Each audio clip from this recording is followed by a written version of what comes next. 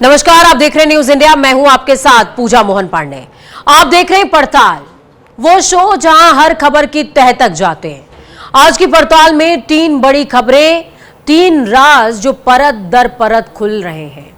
शुरुआत इटावा से करेंगे, जहां पर कथावाचक से बदसलूकी के मामले में नया ट्विस्ट या यूं कहें कि नया मोड़ आ गया है। अब ये ट्विस्ट देखने को मिला है कि छेड़खानी का आरोप और झोले से 2 आधार कार्ड बरामद हुए। पंजाब में सियासत गरमाई हुई है।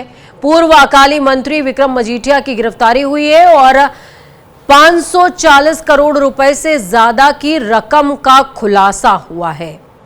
मामले में केजरीवाल का बड़ा बयान सामने आया। उन्होंने कहा कि कोई नहीं बख्शा जाएगा। और जालंधर से एक शॉकिंग खुलासा है।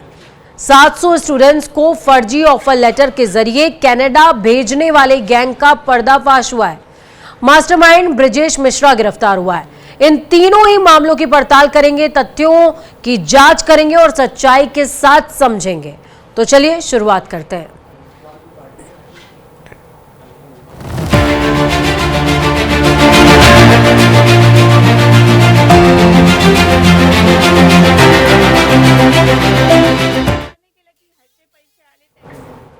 पड़ताल की शुरुआत इटावा की घटना के साथ, क्योंकि सिर्फ ये बाल नहीं थे जो काटे गए, ये उस आत्मसम्मान की चोटी थी जिसे जबरदस्ती काटकर फेंक दिया गया। नाक रगड़ाई गई, लेकिन जमीन पर सिर्फ माथा नहीं झुका, झुकी इंसानियत, झुका धर्म और झुका समाज का जमीर भी। कथावाचक मुकुटमणि यादव भागवत कथा सुनाने गए थे, मगर लौटे अपमान, क्रूरता और जातीय नफरत की कहानी बनकर। उत्तर प्रदेश के इटावा जिले के गांव में कथावाचक को सिर्फ इसलिए अपमानित किया गया क्योंकि उसका नाम कथावाचक मुकुटमणि यादव था। सिर मुड़वा दिया गया, नाक रगड़वाई गई और सब कुछ कैमरे में कैद करके सोशल मीडिया पर डाल दिया गया, मानो ये कोई तमाशा हो। क्या यही है धर्म की मर्यादा? क्या यही है कथा की पवित्रता, जब मंच पर गीता और भागवत नहीं, जाति का जहर बोया जाए? आज हम आपको दिखाएंगे इस पूरे मामले की हर परत, पीड़ित की पुकार, आरोपी पक्ष की सफाई और वो समाज जो आज भी जाति की दीवारों में कैद है। ये सिर्फ एक कथावाचक की कहानी नहीं है, ये उस भारत की तस्वीर है जो डिजिटल तो हो चुका है, लेकिन सामाजिक सोच अब भी उसकी मध्यकालीन ही है। जाति के नाम पर इंसान को जानवर से भी बदतर हालत में ढकेल देना, यही है सनातनी हिंदू धर्म की वो असली जड़, जिसे आप चाहे कितना भी चंदन से रगड़ लें, ये सड़ांध फैलाती रहेगी। इटावा के नागला नंदी गांव में जो हुआ वो एक कथावाचक मणि सिंह यादव के सिर के बालों तक सीमित नहीं रहा। यह हिंदू समाज की हड्डियों में गहरे तक घुसे उस सड़ांध का सार्वजनिक प्रदर्शन था जो इसे हजारों साल से सड़ा रहा है। ब्राह्मण समाज ने कथा सुनाने के अधिकार पर जन्म से पट्टा लिखवा रखा है। भगवान की कहानी सुनाने वाला कोई गैर ब्राह्मण हो तो ये इनकी घुट्टी में जहर जैसा है। इसीलिए मणि सिंह यादव से जात पूछी गई। जवाब सुनते ही उन्होंने उसका सिर मुड़वा दिया, अपमानित किया और उसे पैरों में गिरने तक को मजबूर कर दिया। तो जब हम वहां गए तो चूंकि अछल्ला के पास का गांव है, तो वहां लोगों ने पूछा कि आप, पहला श्लोक हो गया, भागवत भी शुरू हो गई। शाम को उन लोगों ने पता लगाया होगा, तो वो बोले कहाँ के रहने वाले? तो हमने कहा हम रहने वाले तो कानपुर के, यहाँ छल्ला भी हमको हो गए 20 साल रहते। क्या काम करते हो? तो हमने कहा पहले हम शिक्षक थे, स्कूल चलाते थे। क्योंकि जो मोदी सरकार आई तो उस समय प्राइवेट स्कूलों को बंद करवा दिया गया। इसके बाद फिर हम भागवत में लग गए। तो बोले कि तुम्हें पता चलता है कि चमार हो? हमने कहा हम चमार नहीं साहब, हम यादव हैं। तो वहीं आपको ये बता दें कि इटावा के पीड़ित कथावाचकों को सपा मुखिया अखिलेश यादव ने पार्टी ऑफिस में सम्मानित किया। उन्होंने कथावाचकों की आर्थिक सहायता भी की। अभी 21-21 हजार रुपए दिए गए, बाद में 51-51 हजार रुपए दिए जाएंगे, इस तरह का आश्वासन दिया गया। अखिलेश यादव ने कहा, भागवत कथा सबके लिए है, जब कथा सब सुन सकते हैं तो सब बोल क्यों नहीं सकते हैं। अखिलेश यादव ने कहा कि अगर सच्चे कृष्ण भक्तों को भागवत कथा कहने से रोका जाएगा तो कोई अपमान क्यों सहेगा। यदि यही सही होगा तो प्रभुत्ववादी और वर्चस्ववादी लोग ये घोषित कर दें कि वो पीडीए यानी कि पिछड़ा दलित अल्पसंख्यक की ओर से दिया गया दान और चढ़ावा कभी स्वीकार नहीं करेंगे। घोषित करने के परंपरागत रूप से कथा कहने वाले वर्चस्ववादी पीडीए समाज द्वारा दिया गया चढ़ावा, चंदा, दान, दक्षिणा कभी स्वीकार नहीं करेंगे। प्रभुत्ववादी और वर्चस्ववादी समय समय पर कभी घर को गंगा जल से तो कभी मंदिर को धुलवाकर पीड़ित समाज का मानसिक उत्पीड़न व अपमान करते हैं और अब तो सिर तक मुड़वा रहे हैं। अभी तक तो हमने आपने वो घटनाएं सुनी देखी जहां पर घरों को गंगा जल से धोते थे ये लोग। अगर कोई पीड़ित परिवार का मंदिर चला जाए तो मंदिर को गंगा जल से धोते हैं और अब तो सीमा लांघ गई ये वर्चस्ववादी। आखिरकार किसका आशीर्वाद है? क्या सरकार का आशीर्वाद नहीं है जिसकी वजह से सर तक मुंडवा दे रहे हैं, पेशाब तक करवा दे रहे हैं और रात भर पीटने के साथ साथ उनकी ढोलक छीन लेना, हारमोनियम छीन लेना, दबाव बनाकर के कितने पैसे देना था कथावाचक के लिए, उसमें जो खर्चा हुआ वो खर्चा नहीं दोगे तो रात भर पिटोगे, अगर पैसा दे दोगे तो बचोगे। आखिरकार ये वर्चस्ववादी और प्रभुत्ववादी लोग इतनी ताकत कहां से पा रहे हैं। इटावा में यादव कथावाचकों से बदसलूकी का मामला तूल पकड़ चुका है। हालांकि पुलिस 4 आरोपियों को गिरफ्तार कर चुकी है, लेकिन इस बीच आरोपी पक्ष ने एसपी ऑफिस पहुंचकर पीड़ितों के खिलाफ ऐसे आरोप लगा दिए जिससे इस मामले में नया ट्विस्ट आ गया, या यूं कहिए कि नया मोड़ आ गया।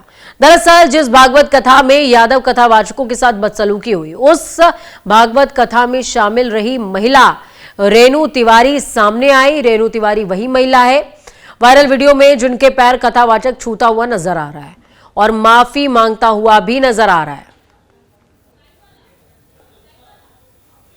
इसने शुरुआत से ही हमारे साथ बदतमीजी की, फिर मैंने इसे भोजन पे बुलाया, उस समय भी इसने बदतमीजी की। बस कौन वो दोनों के? यही दोनों थे।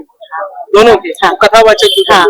तो मैंने अपने पति को बताया, फिर उन्होंने कहा अगर अभी कुछ करते हैं तो भागवत खंडित होता है, गीता से चुप रहो।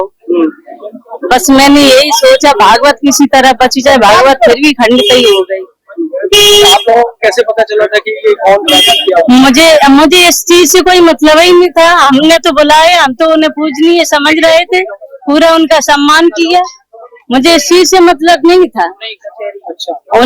उनका तरीका गलत था, टच करना गलत था, इसलिए उनसे माफी मंगवाई।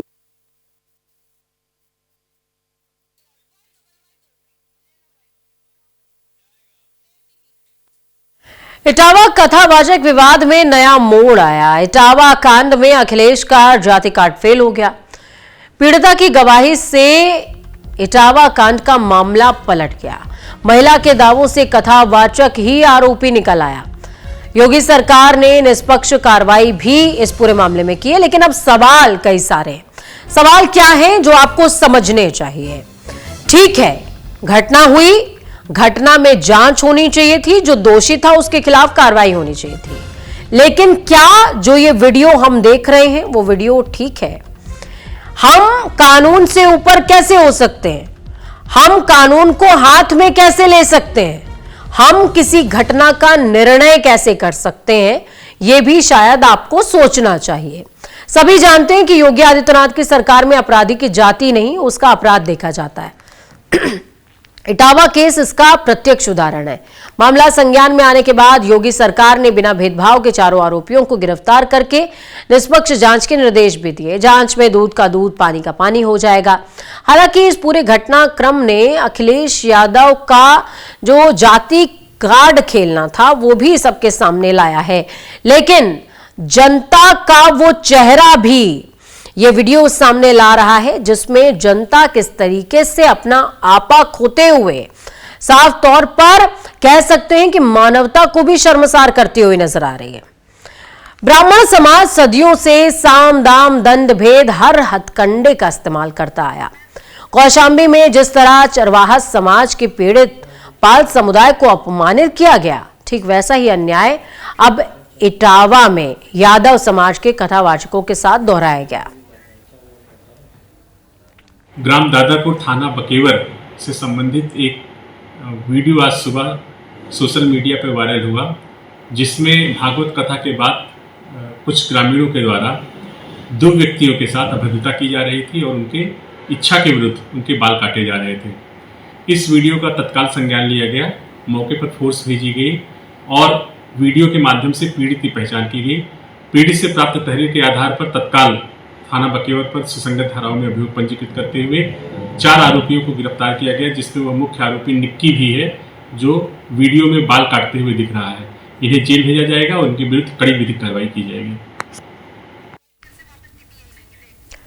ब्राह्मण समाज सदियों से साम दाम दंड भेद हर हथकंडे का इस्तेमाल करता आया। कौशाम्बी में जिस तरीके से चरवाहा समाज के पीड़ित पाल समुदाय को अपमानित किया गया, ठीक वैसा ही अन्याय अब इटावा में यादव समाज के कथावाचक के साथ दोहराया गया। उस कथावाचक का सिर मुड़वा दिया गया, नाक रगड़वाई गई और उसे एक ब्राह्मणी के मूत्र से शुद्ध करने की अमानवीय हरकत भी की गई। अपमान की पराकाष्ठा ये कि अब वही ब्राह्मण समाज पीड़ित पर ही समझौते का दबाव बनाने के लिए अपने स्त्रियों को आगे करके फर्जी मुकदमा लिखवा रहा है। ये केवल एक घटना नहीं, ये एक मनुवादी ब्राह्मणवादी सोच का जीवंत उदाहरण है जो आज भी वंचितों की गरिमा रौंदने में संकोच नहीं करता। लेकिन अब ये अन्याय यूं ही नहीं चलेगा। बहुजन समाज अत्याचारों को उजागर करके न्याय की लड़ाई को अंतिम सांस तक लड़ने की बात भी कह रहा है। इसीलिए जगह जगह प्रदर्शन चल रहे हैं। इटावा की आग बिहार के पटना पहुंची। तेजस्वी यादव के बयान से खलबली मच गई। दलित पिछड़ा कथावाचकों को लेकर के उन्होंने बयान दिया। एक ही जाति के लोग कथावाचक क्यों होते हैं, ये तेजस्वी यादव कह रहे हैं।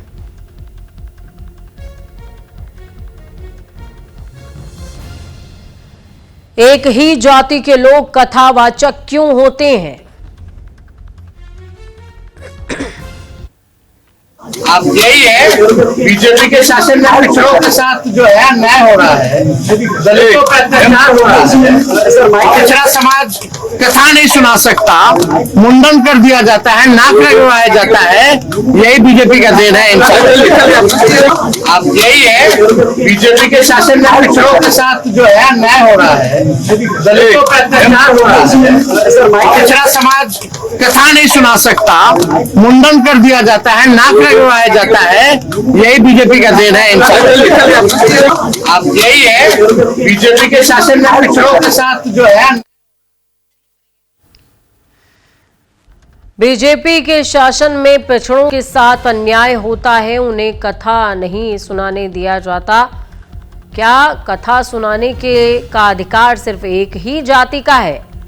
ये तेजस्वी यादव कहते नजर आए हैं। तो देखिए, बिहार में चुनाव है और चुनाव से पहले तेजस्वी यादव ने ये मामला उत्तर प्रदेश के इटावा से आता हुआ लपक लिया और अखिलेश यादव के सुर में सुर मिलाते वो नजर आए।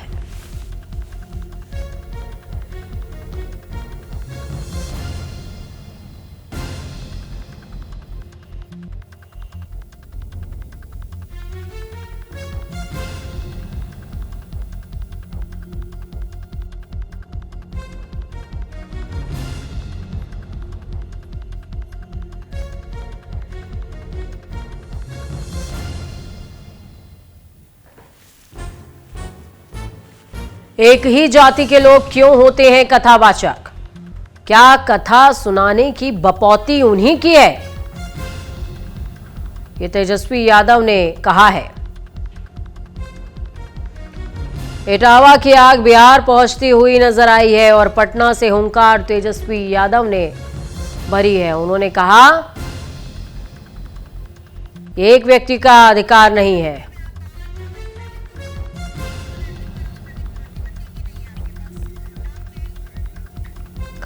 तो ये घटना आपने देखी, सुनी और समझी। कई सारे सवाल हैं, सवाल आपके जहन में आने चाहिए, कौंधने चाहिए। वो सवाल क्या हैं वो समझते चलिए।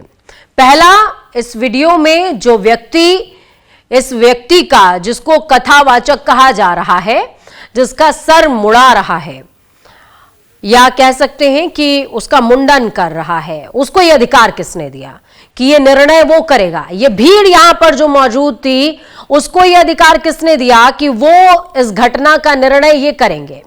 इसके अतिरिक्त क्या महिलाएं जो आरोप लगा रही हैं कथावाचक के ऊपर कि महिलाओं के साथ अभद्रता की गई, उस आरोप में सत्यता है क्या, प्रामाणिकता है क्या, उसकी भी जांच होनी चाहिए। दूसरा, इस कथावाचक के पास से 2 आधार कार्ड मिले हैं, वो आधार कार्ड किसके हैं, इसकी भी जांच होनी चाहिए। और साथ में इस वीडियो में मौजूद कई लोगों के पक्ष भी समझने चाहिए कि आखिरकार कानून को हाथ में लेने का अधिकार उन्हें किसने दिया है।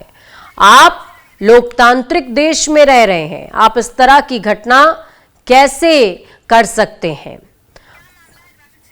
क्या है पूरा मामला, ग्राफिक्स के जरिए आपको जानकारी देंगे, समझाने की कोशिश करेंगे। देखिए, कथावाचक की पिटाई हुई और इटावा के दादरपुर गांव में 22 जून को कथा थी, लेकिन उस कथा के दौरान ब्राह्मणों ने पहले कथावाचक की जाति पूछी। उनसे पूछा कि आपकी जाति कौन सी है भैया, बताइए हमको। तो यहां पर कथावाचक ने कहा मैं यादव हूं। जब कथावाचक ने कहा कि मैं यादव हूं, तो जो ब्राह्मण समाज था वो बिफर गया, कहा तुम यादव नहीं, तुम दलित हो। उस व्यक्ति ने कहा नहीं, मैं दलित नहीं हूं। अब सवाल यह भी उठता है आपके जहन में, कौन ना चाहिए कि वो व्यक्ति दलित भी है तो भी, अगर कोई व्यक्ति एजुकेटेड है, उसने भागवत का ज्ञान ले रखा है, तो श्रवण में आपको आपत्ति क्या है? इसके बाद उनकी चोटी काट दी गई। एक महिला के पैर पर नाक रगड़वाया गया कथावाचक से, उस व्यक्ति से जिसने अपनी जाति यादव बताई थी। कथावाचक और सपा सांसद जितेंद्र दोहरे एसएसपी से मुलाकात करते नजर आए और पूरा का पूरा ब्यौरा उन्होंने उसके साथ में साझा किया। एसएसपी के आदेश पर 50 अज्ञात लोगों के खिलाफ मामला दर्ज हुआ। लखनऊ बुलाकर अखिलेश यादव ने कथावाचक को सम्मानित करने का काम किया और आपने देखा था कि किस तरीके से पीसी करते हुए अखिलेश यादव ने निशाना भी साधा था और क्या उनके रिएक्शन थे वो भी हमने आपको दिखाए थे। उन्होंने कहा कि दान में दिए 21 हजार रुपए, माफ कीजिएगा, इस दौरान अखिलेश यादव ने पार्टी कार्यालय में बुलाकर 21 हजार दान किए थे। कथावाचकों को 51 हजार रुपए देने का ऐलान भी इस दौरान अखिलेश यादव ने सभी के सामने किया था। कथावाचक के लिए कानून बनाया जाए, ये अखिलेश यादव ने मांग की है कि क्या ये अधिकार सिर्फ एक ही जाति का है, या ये कहें कि एक ही जाति की बपौती थोड़ी ना है। सरकार असंवैधानिक काम पर समर्थन कर रही है, सरकार को ऐसा नहीं करना चाहिए, ये अखिलेश यादव कहते नजर आए हैं।